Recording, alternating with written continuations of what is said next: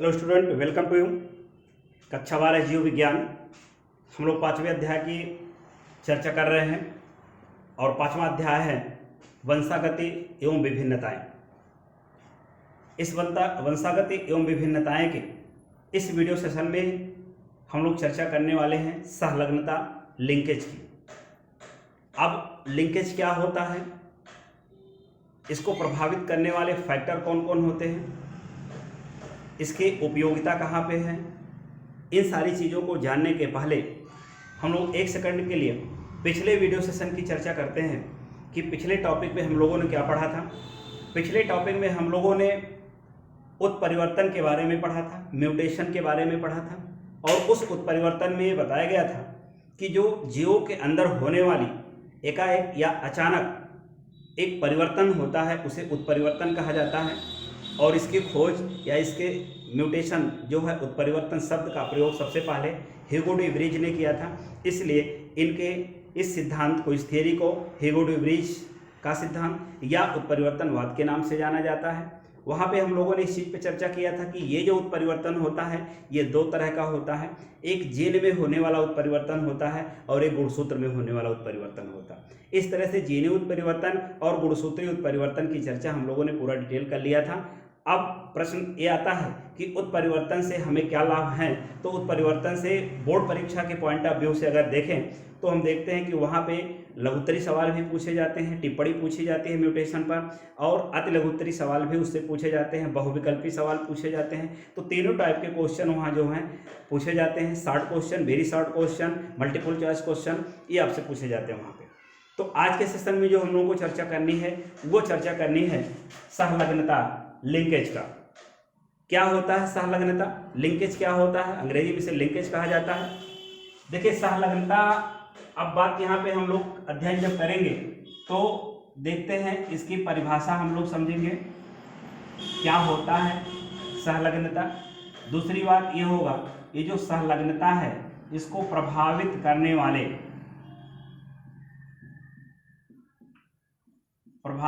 वाले कारक कौन कौन से हैं, और तीसरी बात देखते हैं इसका महत्व क्या होता है। तो सहलग्नता क्या है हम इस पे चर्चा करेंगे।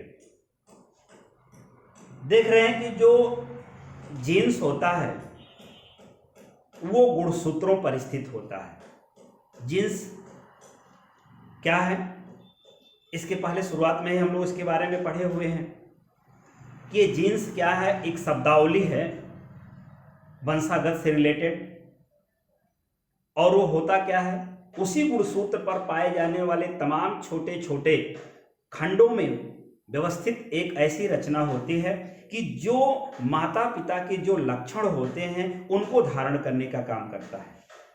क्योंकि वंशागत का मतलब ही होता है माता पिता के लक्षणों का संतानों में जाना। तो ये लक्षण जो ले जाने का काम करते हैं वो तो फैक्टर कारक होते हैं। वही कारक जो होता है, फैक्टर जो होता है, वो जीन होता है। और इसकी एक विशेषता यह है कि एक जीन एक ही लक्षण को धारण करता है, और इस तरह से पूरे गुणसूत्री खंडों पर, डीएनए खंडों पर तमाम जीन्स होते हैं जो एक एक लक्षणों को लेकर चलते हैं। तो सहलग्नता के केस में अगर हम देखेंगे तो इस चीज को देख रहे हैं कि गुणसूत्रों पर जो जीन्स स्थित होते हैं, गुणसूत्र खंडों पर जो छोटे छोटे जीन्स स्थित होते हैं, जब अर्धसूत्रीय विभाजन के दौरान भी जब वो विभाजित होकर अलग नहीं होते, सेपरेट नहीं होते, तो इस घटना को जो है सहलग्नता कहा जाता है। इस तरह से परिभाषा के रूप में हम देखते हैं तो बड़े ही आसानी से हम देख रहे हैं कि जब दो या दो से अधिक जीन जो है एक गुणसूत्र पर स्थित हों और अर्धसूत्रीय विभाजन के दौरान भी वो सेपरेट ना हो, अलग ना हो, खंडित ना हो, टूट करके अलग ना हो, तो इस घटना को पूरा हम लोग कहते हैं कि ये हमारा जो कहलाता है वो सहलग्नता कहलाता है। और इस तरह इस सहलग्नता शब्द के बारे में भी हम लोग देखें, जिस तरह से म्यूटेशन शब्द के बारे में देखे थे कि म्यूटेशन का खोज या उस शब्द का प्रयोग तो हम लोगों ने नाम लिया गया था ह्यूगो डी व्रीज का। उसी तरह से लिंकेज की जब बात करते हैं, सहलग्नता की बात करते हैं, तो सहलग्नता के संबंध में एक साइंटिस्ट का नाम आता है सटन तथा वावेरी। ये सटन तथा वावेरी, इन्होंने दो साइंटिस्टों ने मिलकर के जो है सहलग्नता के बारे में बहुत डिटेल अध्ययन किया था। तो इस तरह से यहाँ हमारे पास दो प्रश्न बन करके आ जाते हैं। एक तो हमारा ये आता है कि संलग्नता क्या होता है, तो हम ये कहेंगे कि जब दो या दो से अधिक जीन खंड या दो या दो से अधिक जीन जो है एक गुणसूत्र पर पास पास स्थित हों और दोनों किसी भी अर्धसूत्रीय विभाजन के दौरान सेपरेट नहीं होते, अलग नहीं होते, टूटकर खंडित नहीं होते, इस घटना को जो है लिंकेज या संलग्नता कहा जाता है। एक प्रश्न हमारा अतिलघु उत्तरीय बन करके आता है कि जो संलग्नता होता है, यह संलग्नता शब्द का प्रयोग या संलग्नता के बारे में जो अध्ययन किया गया था वो साइंटिस्ट का नाम आता है, तो साइंटिस्ट का नाम होता है सटन तथा बाबेरी। इस तरह से दो क्वेश्चन हमें मिल गया, ठीक है। तो इस तरह से परिभाषा बहुत ही आसान था कि क्या था, बड़े आसानी से उसको हम समझ लेंगे, ठीक है। दूसरे नंबर पे हम चर्चा करने वाले हैं संलग्नता कितने प्रकार से होता है। थोड़ी सी हम उसकी भी चर्चा एक बार यहाँ पे कर लें कि संलग्नता जो होता है ये कितने प्रकार से होता है। अगर हम टाइप्स ऑफ लिंकेज की बात करें, संलग्नता कितने प्रकार से होता है, तो संलग्नता मुख्य रूप से होता क्या है, दो प्रकार से होता है। एक संलग्नता जो होता है उसको हम लोग पूर्ण संलग्नता के नाम से जानते हैं, और एक जो होता है उसे हम लोग अपूर्ण संलग्नता के नाम से जानते हैं, ठीक है। अब थोड़ी चर्चाएं हम लोग अलग अलग करेंगे कि ये पूर्ण संलग्नता क्या होता है और अपूर्ण संलग्नता क्या होता है, ठीक है।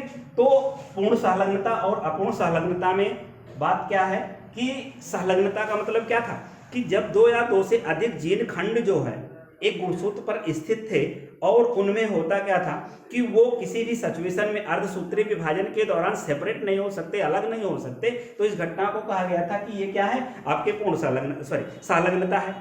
तो इस आधार पर दो प्रकार की संलग्नताएं, एक पूर्ण और एक अपूर्ण। तो पूर्ण में होता क्या है कि वही चीज होती है कि पूर्ण संलग्नता में जो जीन होते हैं वो अर्धसूत्रीय विभाजन के दौरान बिल्कुल सेपरेट नहीं होते, अलग नहीं होते, बिल्कुल ही अलग नहीं होते, और इस तरह की जो घटना होती है वो हमारी क्या कहलाती है, पूर्ण संलग्नता कहलाती है। और अपूर्ण संलग्नता में क्या होती, और इसमें एक विशेषता ये होती है इसकी कि जब ये पूर्ण रूप से सेपरेट नहीं होते, अलग नहीं होते, तो आने वाली पीढ़ी में हूबहू सेम टू सेम पैतृक लक्षण को ले जा करके वो ट्रांसफर कर देते हैं। इस तरह से पूर्ण संलग्नता कंप्लीट हो जाती है। पूर्ण संलग्नता में क्या है कि जो जीन स्थित होते हैं वो किसी भी अर्धसूत्रीय विभाजन के दौरान किसी भी फैक्टर के प्रभाव के कारण कभी भी वो एक दूसरे से सेपरेट नहीं होते, और सेम टू सेम क्या होता है, आने वाली जो पीढ़ियां होती हैं, आने वाली जो संतानें होती हैं, उनमें जो माता पिता के लक्षण होते हैं वो ले जा करके सीधे के सीधे ट्रांसफर कर देते हैं। इस तरह से ये हमारी पूर्ण संलग्नता की बात होती है, मतलब समान लक्षण को कर देते हैं। लेकिन अपूर्ण संलग्नता में, इनकम्प्लीट लिंकेज में क्या होता है, इसमें ये चीज होता है कि जो समजात गुणसूत्र के बीच जब जीन विनिमय होता है, समजात गुणसूत्र,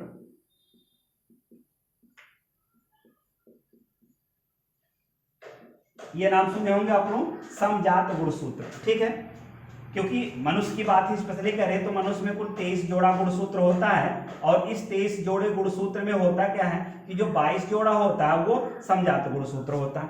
एक जोड़ा जो होता है वो डिफर होता है, जिसे लिंग गुणसूत्र के नाम से जानते हैं। तो इस तरह से जब अपूर्ण की बात करेंगे, अपूर्णता की बात करेंगे, तो हम लोग देखेंगे कि गुणसूत्रों के बीच जो है जीन विनिमय, वो भी कैसे गुणसूत्र के बीच, इसी समजात गुणसूत्रों के बीच में, समजात गुणसूत्रों के बीच में जब जीन विनिमय हो जाता है, और जीन विनिमय होने से वो पैतृक लक्षण जो होते हैं वो संतानों में ट्रांसफर जब होने लगते हैं जीन विनिमय के कारण, यही बात ध्यान में रखनी है आपको कि जो अपूर्णता में होता है वो जीन विनिमय हो जाता है, वहाँ पे जीन का विनिमय हो जाता है, और इस तरह से जीन विनिमय के कारण जब पैतृक लक्षण माता पिता में जाते हैं, वो भी कहाँ, समजात गुणसूत्रों में जब होता है तब इस घटना को हम लोग कहेंगे अपूर्ण संलग्नता है। और अगर किसी भी कारण से वो डिवाइड नहीं होते हैं, अर्धसूत्रीय विभाजन में अगर वो बंटते नहीं, खंडित नहीं होते हैं, तो उसको हम लोग पूर्ण संलग्नता के नाम से जानते हैं। तो इस तरह से संलग्नता में दोनों सिचुएशन हमारे सामने है, एक पूर्ण संलग्नता और एक अपूर्ण संलग्नता, ठीक है। अब हम लोग देखेंगे कि ये संलग्नता जो है इसको प्रभावित करने वाले फैक्टर कौन कौन से हैं, यानी प्रकार की चर्चा हो गई। तीसरे नंबर पे हम लोग देखेंगे प्रभावित करने वाले कारक।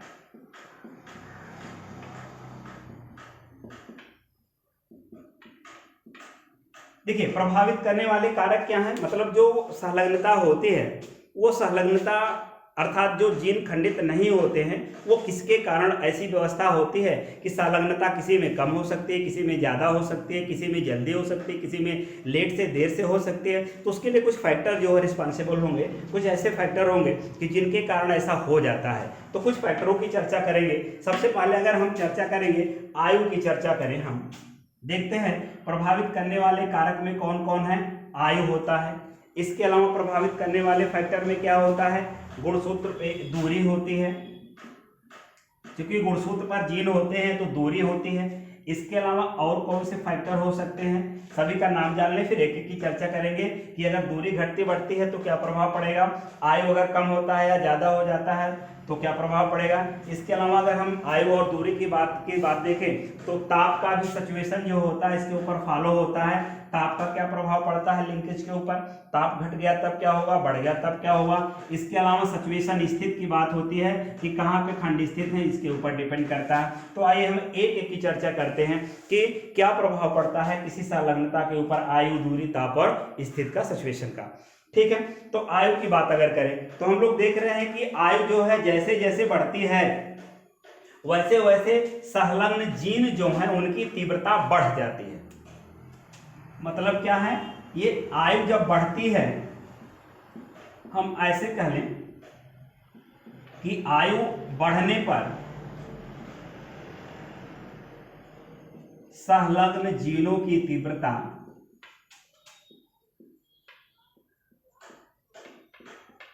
बढ़ जाती है। ठीक है, यानी आयु बढ़ने पर संलग्न जीनों की तीव्रता बढ़ जाती है। मतलब इसका क्या हुआ कि आयु जैसे जैसे बढ़ती है, जब एक बालक जन्म लेता है बाल्यावस्था, शैशवावस्था होता है, फिर और बड़ा हुआ बाल्यावस्था होता है, और जैसे ही किशोरावस्था में होता है, जब उसके अंदर जो लैंगिक लक्षण है विकसित होना शुरू होते हैं, गुणसूत्री, उसके अंदर गुणसूत्रों का डेवलपमेंट शुरू हो जाता है, जीन खंडों का उसके अंदर विस्तार शुरू हो जाता है, यानी उसके अंदर जो होता है वो लैंगिक लक्षण से रिलेटेड जो लक्षण है वो डेवलप करने शुरू हो जाते हैं। तो ऐसे सिचुएशन में अर्थात उसकी आयु क्या थी, बिल्कुल छोटी थी, शैशवा था, कुछ नहीं था, बाल्यावस्था में हुआ कुछ नहीं, लेकिन जब वो टीन एज में पहुंचता है, जैसे 13 से लेकर के 19 के बीच को टीन एज कहा जाता है, और इस टीन एज को जो है बड़ी ही संघर्ष और तूफान की अवस्था भी बोला गया है। इस तरह से मनोवैज्ञानिकों ने अलग अलग इसका डिफिनेशन दिया है। एक साइंटिस्ट थे स्टैनले हॉल, उन्होंने जो है इसका परिभाषा दिया टीन एज का, बड़े ही संघर्ष तूफान तनाव की अवस्था। फिलहाल वो तो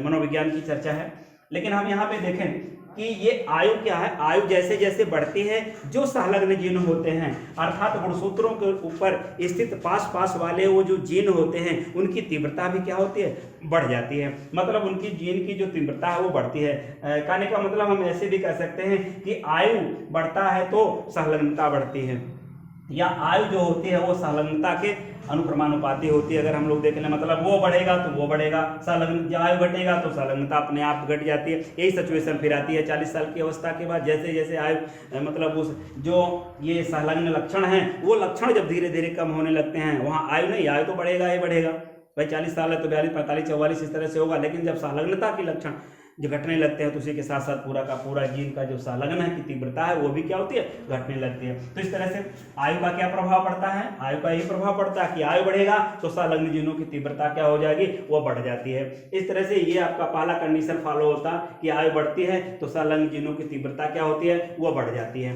चलिए ठीक है, दूसरे नंबर पर अगर हम देखें दूरी की बात करते हैं, तो जो दूरी खंड है, अब दूरी है तो जैसे गुणसूत्र है,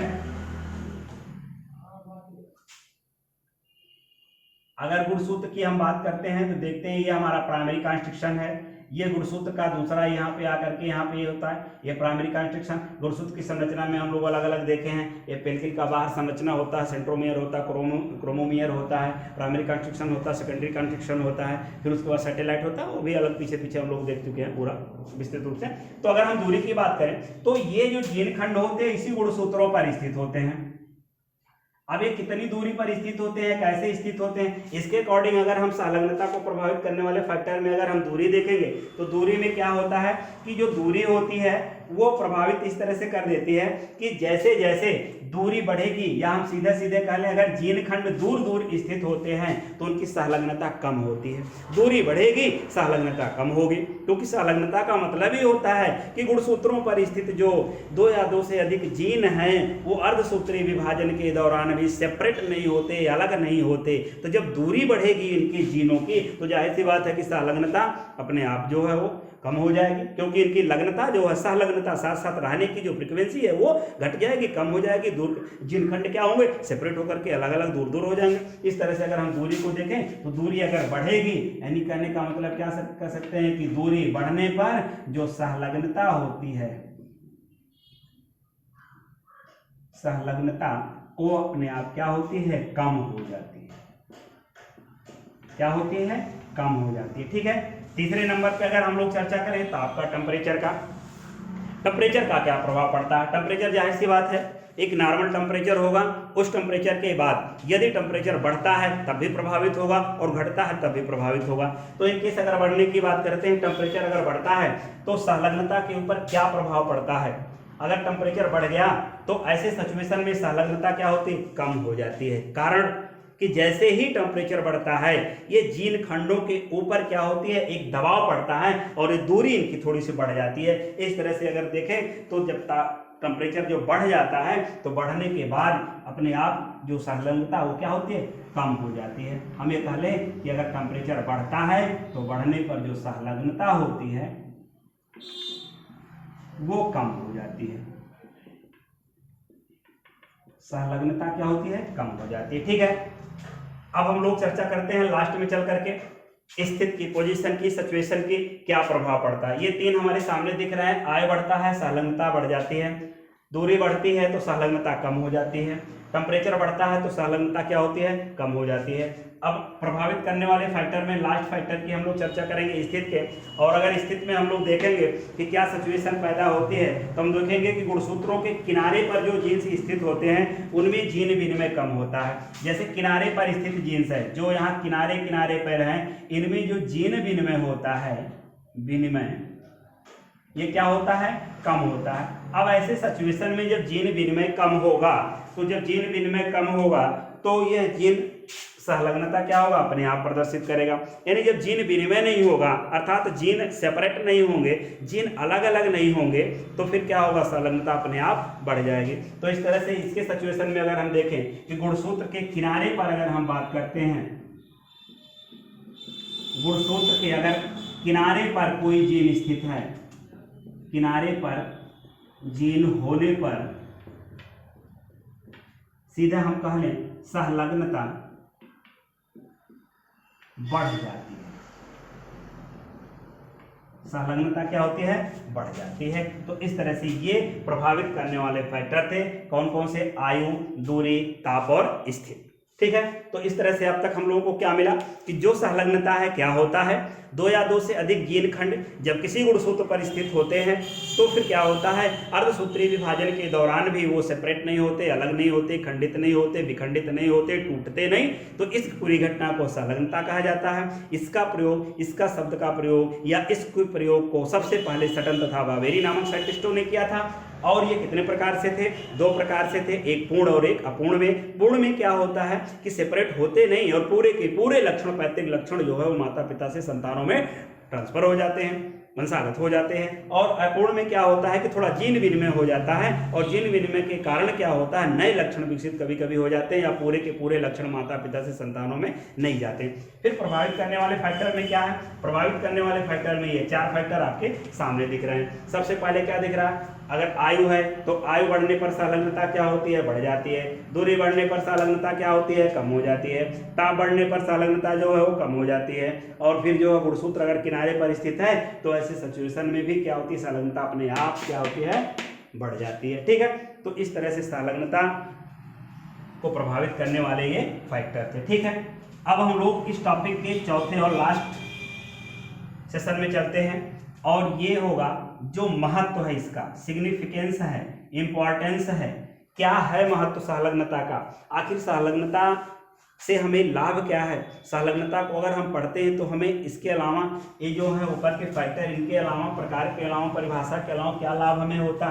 तो अगर हम सिग्निफिकेंस की बात करें तो संलग्नता से हमें क्या पता चलता है, संलग्नता से हमें क्या लाभ होता है। तो इस चीज़ को हम देख लें कि इससे क्या होता है, जो नई विकसित होने वाली किस्में हैं या जो माता पिता के लक्षण संतानों में जाते हैं, तो जो नए रूप से विकसित हो जाते हैं, या ऐसे सीधे सीधे हम ये कह ले सकते हैं कि यह एक नई विकसित किस्मों के गुणों को जो है वो नियंत्रित करने में सहायक होता है। संलग्नता के कारण क्या होता है कि माता पिता के ही लक्षण संतानों में जाते हैं, संतानों में कोई नए प्रकार का लक्षण नहीं आने पाता।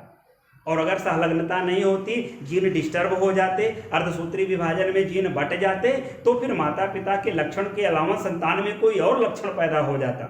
और ऐसा अक्सर बहुत जो है देखने को मिला होगा, कई अस्पताल में जो है सुनने को मिला होगा, अखबारों में होगा, टीवी में होगा, पता चलेगा कि कोई एक शिशु पैदा हुआ तो उसके लक्षण जो है विचित्र टाइप के हो जाते हैं।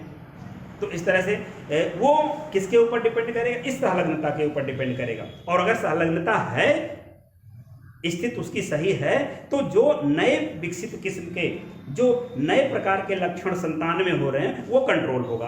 तो इस तरह से पहला हमें इसका सिग्निफिकेंस, इसका लाभ यही है कि जो नए विकसित होने वाले लक्षण हैं उसको नियंत्रित कर लिया जाता है, उसके नियंत्रण का हमें पता चल जाता है। दूसरी बात यह है कि संलग्नता से हमें और क्या जानकारी मिलती है। संलग्नता से हमें यह जानकारी मिल जाती है कि जो गुणसूत्रों पर जीन स्थित होते हैं उनके सिचुएशन के बारे में हमें पता चल जाता है कि जो जीन्स होते हैं इनके सिचुएशन, स्थिति के बारे में हमें पता चल जाता है कि सारे के सारे जीन्स जो हैं एक निश्चित क्रम में है कि नहीं है, सारे के सारे जीन्स जो हैं वो संलग्न रूप में है कि नहीं है। क्योंकि अगर वो जरा सा डिस्टर्ब हुए, उनमें विनिमय हुआ, किसी तरह का उनके अंदर क्रॉसिंग ओवर हुआ, तो जो मेन लक्षण है, जो माता पिता का लक्षण है, वो संतानों में कहीं न कहीं डिफर कर जाता है।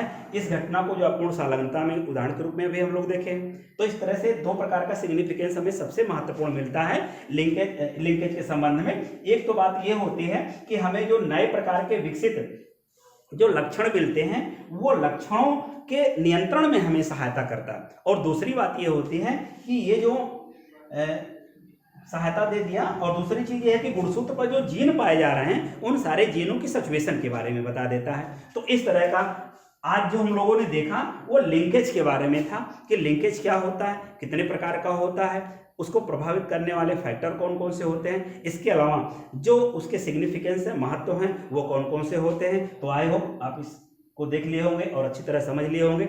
अगले टॉपिक पे हम लोग चर्चा करेंगे क्रॉसिंग ओवर का, जिसको हिंदी में जीन विनिमय के नाम से जाना जाता है, और लिंकेज एंड क्रॉसिंग ओवर। ये दो टॉपिक बड़े महत्वपूर्ण हैं। इन पे दोनों को मिला करके फुल क्वेश्चन पूछे जाते हैं कभी कभी। और जीन विनिमय और लिंकेज यानी संलग्नता पे अलग अलग 7 टाइप के क्वेश्चन पूछे जाते हैं। तो अलग अलग टाइप के भी क्वेश्चन इनमें होते हैं और दोनों को मिला करके एक दीर्घोत्तरी टाइप का क्वेश्चन भी बनता है। ठीक है, तो अगले टॉपिक पे हम लोग चर्चा करने वाले हैं जो जीन विनिमय होता है, जो क्रॉसिंग ओवर होता है वो क्या होता है, वो कितने प्रकार से होता है, उसको प्रभावित करने वाले कारक कौन कौन से होते हैं। तो मिलते हैं अगले वीडियो सेशन में, चर्चा होगी जीन विनिमय क्या होता है, कितने प्रकार का होता है, उसको प्रभावित करने वाले कारक कौन कौन से हैं, उसका सिग्निफिकेंस, महत्व कौन कौन से हैं, उदाहरण उसका क्या है। तब तक के लिए धन्यवाद, थैंक यू।